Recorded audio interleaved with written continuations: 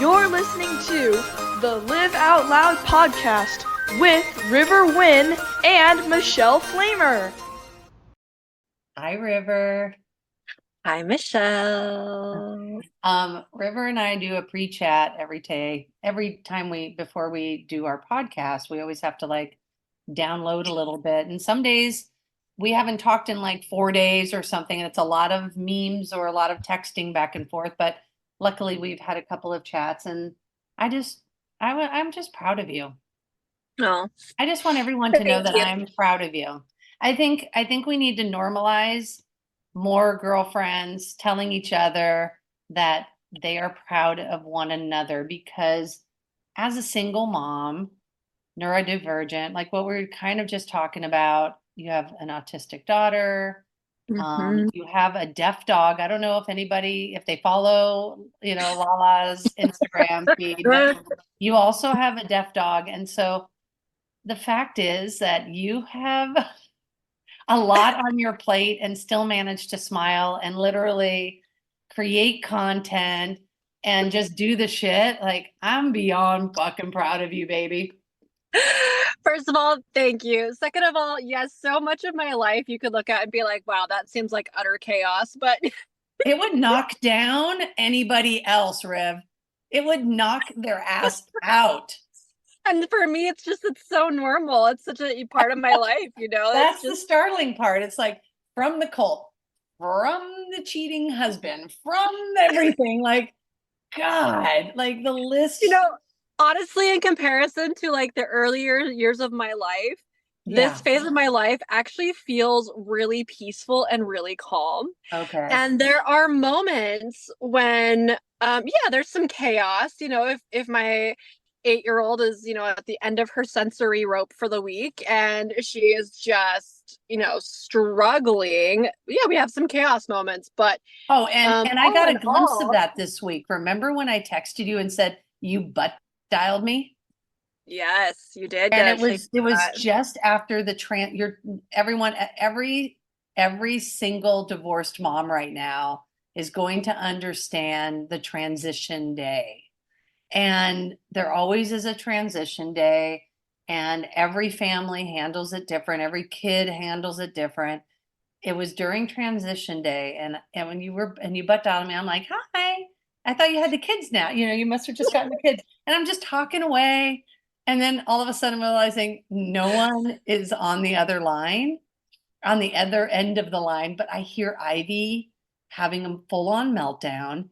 And I'm now listening for you, because I'm well, do I need to then hang up, call her back if she's having a moment? Do you need me, right? I'm thinking, yeah. And you were so calm and so sweet. And then I was like, all right, she's literally got this. And then I hung up. And then I just texted you and said, you just butt dialed me. It sounded like, Ivy. Which was so funny. I didn't even realize that was happening. But, thank you for acknowledging that, because, it's especially as a single mom, we often go unacknowledged, and especially in those transition days. And it's so funny because I think all the single moms are going to know exactly what we're talking about when we say transition day. But if you ask a lot of single dads, they really don't know what that means sometimes. No, because even the moms are affected when the kids are back at dad's. There's if your kids are old enough to text, or you talk to your kids, because there are some families that the kids still really need to talk to the absent parent once or twice throughout the week, like a check-in. Kaden doesn't need to check in with me as much because of her age now. And our transition days are so simple because it's after school on a Friday. Yeah. And so I get to pick her up, and it's just from the school day, and it's not you're not picking them up at the parents' house, where a lot of transition days happen. Yeah, ours is, I drop my kids off to their dad on Thursday nights. They have one school day with him, and then it's just fun, go all weekend. And then they get dropped off to me on Sunday nights, and it's just pure chaos when they show up, because they're dysregulated. They probably had too much sugar. They haven't had enough great food to eat. They've been socializing. And of course, my 8-year-old is usually has been masking all weekend and is just like so dysregulated. And so then we have these giant meltdowns, and it requires a lot of patience out of me. But one thing that people tell me all the time is that I'm a very patient person. You are. And Fucking this is something I've saint, come to appreciate patience. about myself, because I look at my life and I'm like, oh yeah, a lot of people would maybe consider this to be chaos with, Yeah. an autistic child and a deaf dog who is psycho. We were talking about, luckily, Tobin and Mr. Whisker. Sorry, I still have my dumb cough. Oh yeah, my little Virgo boys, our cat Mr. Whiskers, and my son, they're both Virgos, and they are just calm and steady and Mhm. grounded. My So little Virgos. Yeah. I love it. So today's topic is, I mean, it's kind of nice because we're talking about single parenthood, and then the topic is like, how do we squeeze this in? You know what I mean? And It goes right hand in hand. Yeah. It's still the month of love, the month of badass singles amore, awareness. that's amore. And I I was just, love you. I was thinking in particular, I am currently, as we're recording, I'm sitting in the parking lot of a Trader Joe's in the Portland area, because I am in the Portland area for the weekend visiting friends. And I was just thinking on my drive today in particular about how much driving I've done back and forth between my hometown and Portland in the last 2.5 years since my divorce started, and how much it's about a 4 to 5 hour drive, depending on how much I stop. But um, I utilized so much of that time to listen to a lot of podcasts and to really just like also have intentional time with myself. And it was like a lot of personal development time. And I was just reflecting on that today of, wow, I've had a lot of time with myself in the last 2.5 years. And I've Yeah. really developed this strong appreciation for myself. And Mhm. how you were just giving me a compliment and appreciating me like 2.5 years ago, I would never been able to accept that without feeling squidgy inside.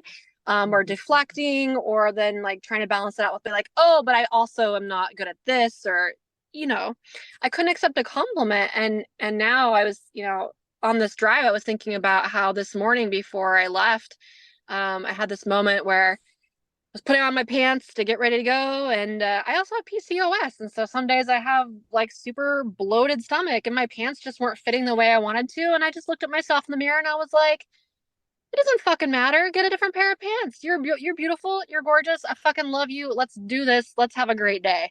Exactly. And as I was reflecting on that, I was like, to me, that is just so impactful to realize like how much love I truly have for myself, that I'm able to talk to myself that way, because 2.5 years ago that wouldn't have been the case. Oh, it's so, yeah, I mean, it's true. It's like when you put in the self journey time, that time in for the self journey, it's like receiving, when we're givers or when we are in a state of what, lack, or not a filled cup, like we're in a depletion place, right? When we're depleted, it's really hard to almost receive anything in those days. I was just texting this morning with Chrissy, and I was like, I'm just now waking up every morning feeling super regulated. Like Mm, it took a long time. Like, and some people go, oh, well, getting over divorce is hard. That wasn't what I was getting. I mean, partially, yes, 18 years in a depleted state, or 10 years now, maybe more, 10 years in a depleted state. Yeah, we don't give ourselves enough of that time with therapy, maybe spirituality, meditation, whatever. All we've talked a lot about all these different modalities, but at the end of the day, it's choosing ourselves, being in mhm. that self, like we've said, self-centered, not self-center, like not being egotistical or being selfish, but being self-centered. And I mean, it's amazing how I'm now realizing, like, oh, I'm not in a state of any, like, I'm in a state of joy, in calm, feeling peace, um, and just filling my day every day with as much as I want or nothing. Like just Yeah. enjoying. Like I now realize that for the majority of my career, I had TV streaming or like streaming Netflix shows and stuff while I work. It's just that ADD, maybe the dyslexia part of me. I don't, whatever that is, but I always have to have like, I've always had to have music or some type of external sound with me. Mm. I find myself like halfway through the day, sometimes I'm like, I haven't put anything on. Like, I am literally just enjoying the quiet around me. And then I'll take Cooper for a walk. And then sometimes, like, if someone tries to call me, I don't sometimes feel like talking. And then I just will say, like, hey, I'll call you back later or whatever. And it's really nice to feel present in those moments and to recognize Yeah. for ourselves, So I don't know if any of that resonates with you. Oh, so much of that just resonated. I mean, even just, talking about the phone call thing, it's, that's something where I used to get so much anxiety around looking at my phone and having it ring and being like, okay, what is this person calling about? Because I know their energy. I know like this is going to be an hour-long conversation. I know that's Yeah. probably gonna be Oh my their God, did we get rid of our codependency? Are we former codependents? Formal it people was so much pleasers? anxiety and like so much pressure of like feeling like I had to constantly show up for people. And now it's like, okay, this person's calling. Do I feel like I have capacity for the space that they might be in for right now? No. So I'm going to call them when I do. I'm going to call them back when I do. Just text them and I know like, hey, love you. Can't talk right now, but I'll call you when I can. Totally. And feeling no anxiety around it because even the people I love the most in my life, I don't owe them my time. Mm-mm. And that Mm-mm. was like such a big thing for me to wrap my brain around of like the most important person in my life is me.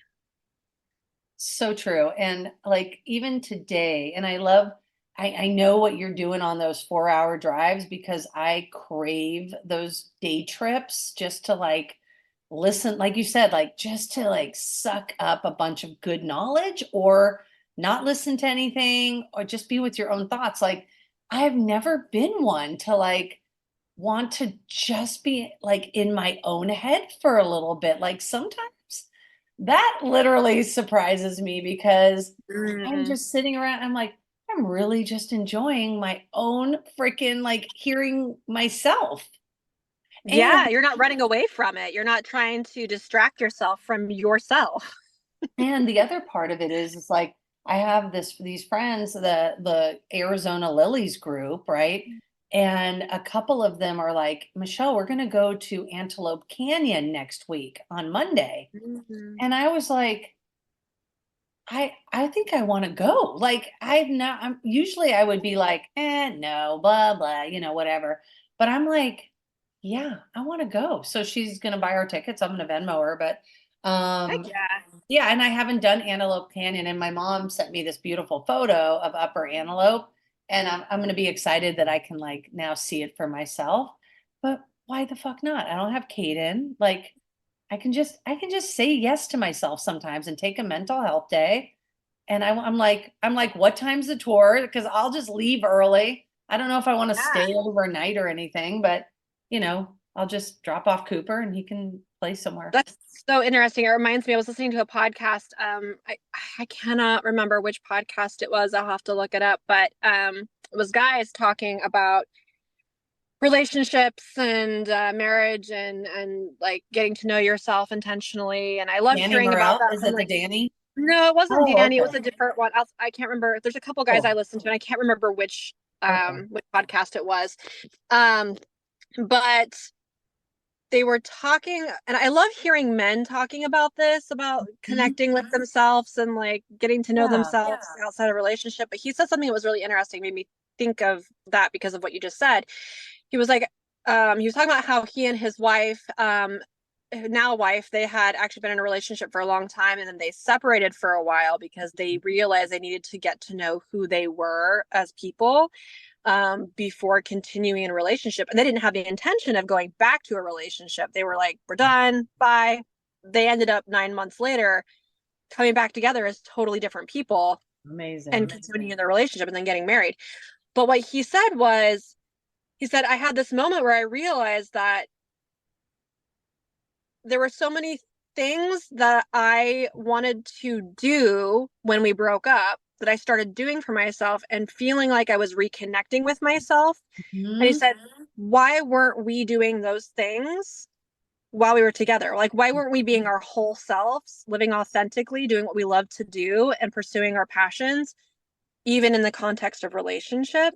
So And true. that just really stood out for me of like, you know, you and I we have similar timelines for our divorce journey. Mhm.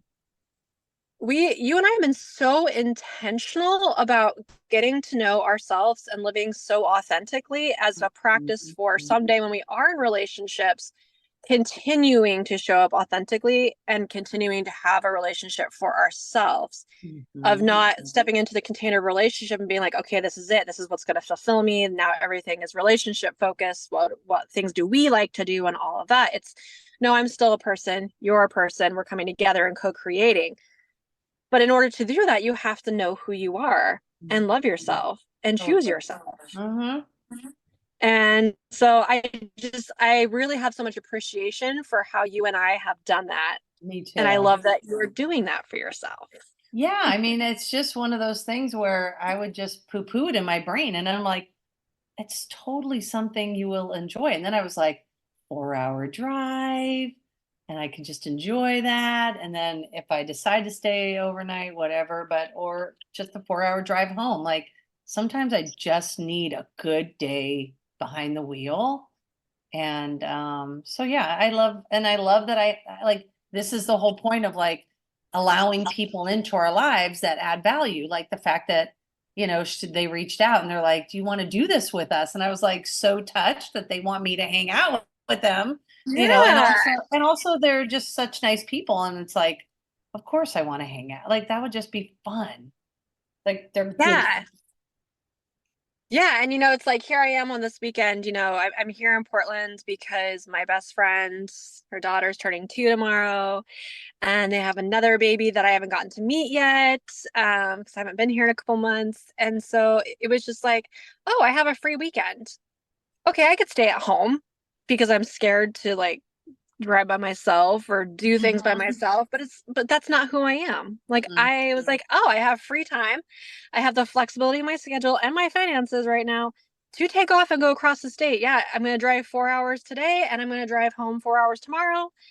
Quick trip, but I am getting to spend so much time with myself and then also connecting with people I love, Totally. and not just bemoaning not sitting at home bemoaning the fact that I don't have my kids and I don't have a partner and Right. like, Well, not wallowing.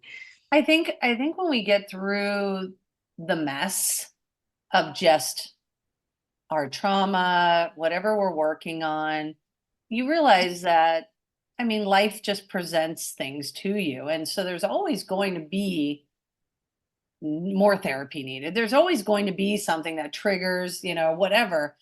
And if you can just come back to self because you now know who you are and what's like feels important, what feels good, what sparks joy, it goes back to like really knowing what you yourself like, from how you take your eggs. You can go back to that the Julia Roberts movie. the runner, the bride, that ran, or Runaway what. Bride. Yeah, Yeah. runaway bride, exactly. And and where she took the time before she got with Richard Gere at the end. Sorry, spoiler, if someone has not actually seen that movie. But she finally is like, I like my eggs this way, because she liked her eggs the same way each fiance boyfriend that she was dating. So the movie. But I think to know all of that for yourself and to make those choices for you so you have your own opinion, like we were saying, regardless if you want to get into a relationship or you're just falling in love with yourself. I think it's Yeah. really important for both things to have a deep understanding. And I think that's why a lot of people get into, relationships where they don't live with each other for like a long time, because I think that's the healthy thing to do actually, because you don't want to enmesh so fast, especially in my community, like the lesbian community, the U-Haul joke, You all of haul it. that stuff. Yes. But like, even if someone were, that I'm dating lives here or close by, I mean, when I first met Carrie, I said, "Oh, I want to stay in my own apartment for a year." I just thought that was really important for me. Now, because I was with somebody and lived with somebody for 18 years, I'm not in a rush to live with anybody. Like, it would be fun to have someone close by and like be able to like cuddle on a Saturday night and, share, places, but it's not that important to me. It's more about I still have time for myself. So it's more about looking at self-love or the self journey in a sense of what I don't have. So many people, and we were talking about this on the dating episode, but I was trying to remember what I was thinking about in that moment. It's more about what you don't, if you go into that with what you don't have, like, oh, I'm not a size 3. Oh, I'm not, my breasts aren't the right size, or my hair needs to get to a certain length before I find my person. Like, that's a Or I lot. need to be healed enough. Right. Or I have to be healed enough, single enough, like whatever Yeah. all that means. And it's just so important to put away the what you don't have. Like, don't focus on that, because just like Abraham Hicks says, if you focus on lack, you're only going to receive and call in more lack. The minute you see the shift of manifestation and someone cool comes into your life, or you get the job, or whatever, you get the client, you get, whatever that looks like for you. It's funny that when you start to say, God, I feel so lucky today, I feel so grateful, focus in on what you're grateful for, what you feel Mm. lucky for, because that's just the universe. You finally got it. Like, Yeah. when you say I'm lucky, that's your unconscious from the universe and your guides showing you, Mhm.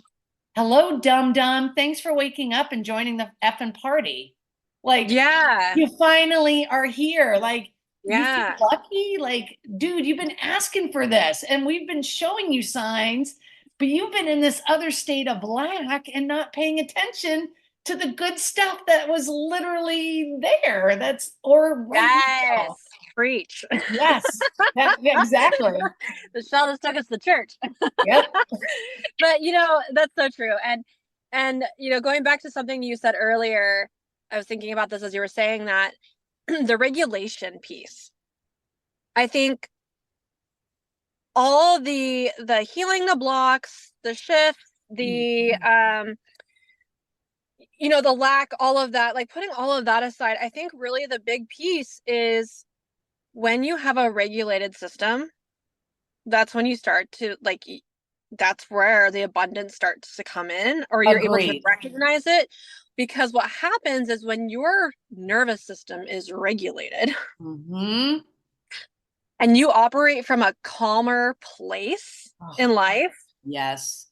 when those blocks come up, when the triggers come up, when the inevitable speed bumps of life that come up, because they're always going to come up no matter where you're at in life, what age you are, when you're regulated and you have a strong identity of self, you're able to move through those in such a more peaceful and grounded way.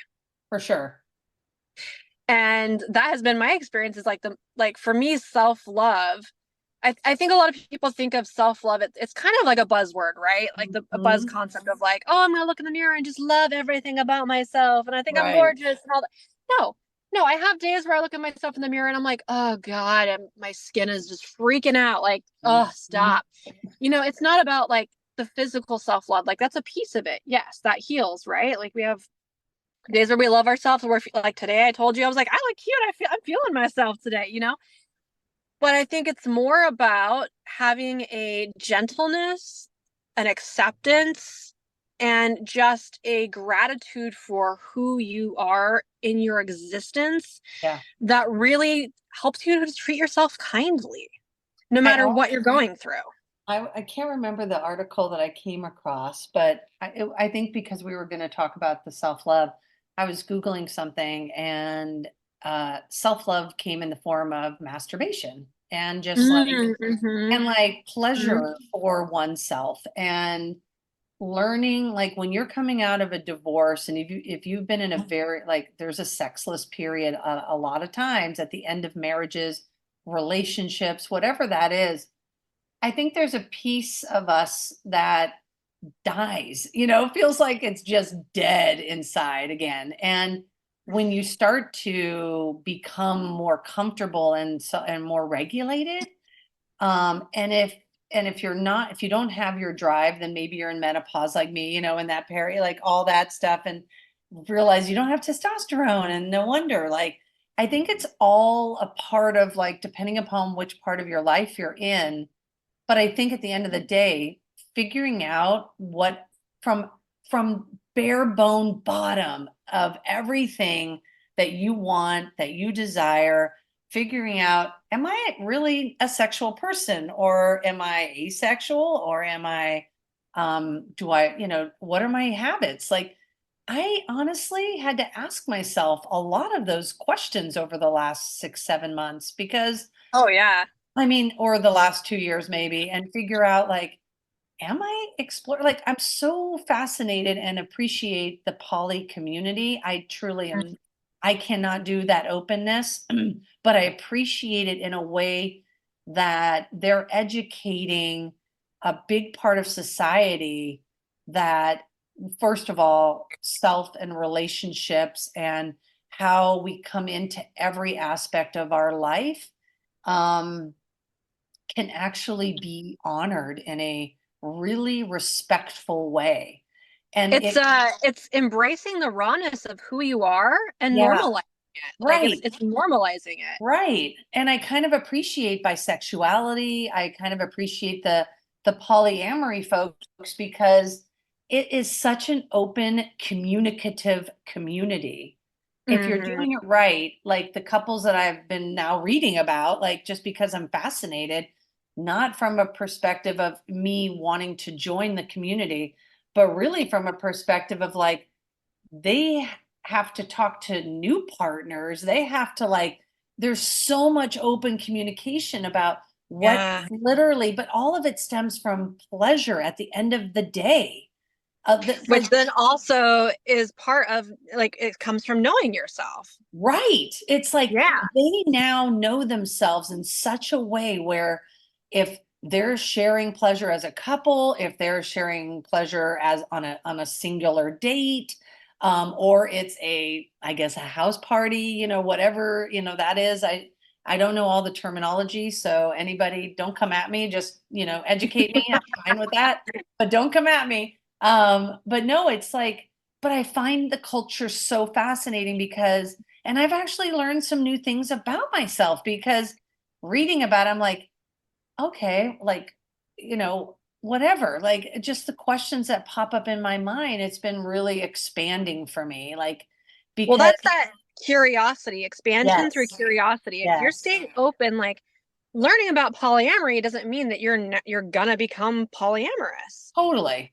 You know, staying open, staying curious, it allows us to learn more about ourselves. Like you're saying, like, okay, we're learning about this, and that's not for me, but I can Yeah, appreciate it. That's yeah, so expansive, so yeah. expansive. I know. I freaking love I just find it really fascinating, all of those Yeah. unique cultures, from that psychological standpoint. But Sociology, yeah, anthropology. social, Yeah. all of that. And the fact is, it's like they asked such good questions. It allowed me to ask the same questions, and hearing them dissect it in a way, like on a YouTube video, or on Netflix, or I guess there's some Showtime series, polyamory. Yeah. If anybody is interested, just the same way on Showtime, I love couples therapy. and looking and watching Dr. Orna break down these things, because yeah, it just comes from, I guess, this deep curiosity to learn me so well. Because guess what? I don't need anyone. I have the best friends, the coolest family, the awesomest daughter. If I want to fall in love and I get the opportunity to be with somebody, it's genuinely because I want them. Like, I Yeah, it's want them. choice. It's It's a choice. choice, and It's it's about pleasure. joy. It's about that Yeah. they expand for me, or they be, they're cool. Like, it's so awesome. I'm not looking for like a sugar mama, and and I want that person to know themselves, because I want to have the most amazing relationships. Like, if it's one, if it's more than, I'm like, because I'm not attached to those outcomes any longer. I am not. Like, Hmm. sure, if someone like that I dug, like they say, hey, this isn't, I'm not feeling this, I'm not, I will be sad, but no longer will I won't be resentful, I won't be regretful.